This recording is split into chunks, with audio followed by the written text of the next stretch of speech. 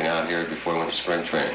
Luckily, you had been in the league so that you knew a lot of the fellas. Right, I caught a lot of pitches behind most of them. Are you a talking catcher? Have you talked to some of the Dodger hitters before you actually joined them as a teammate? No, Vinny, I really don't believe in talking to the opposing team while I'm catching.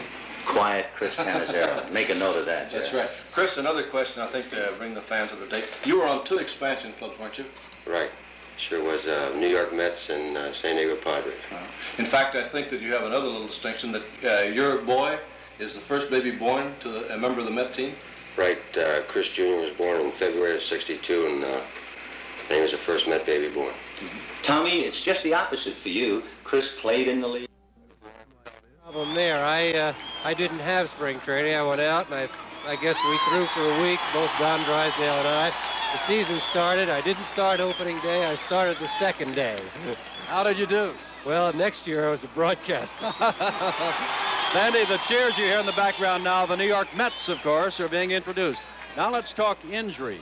It is a very cold, overcast day today. They have not been in competition for 2 weeks.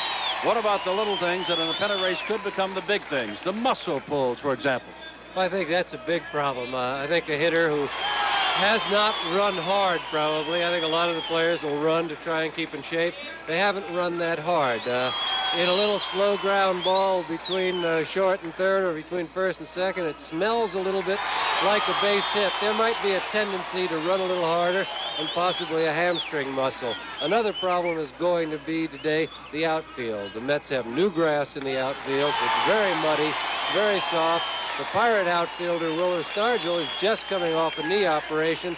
He could hurt himself rather badly. The other Pirate coming off a knee operation, Gene Alley, isn't in the lineup, I think because of the weather.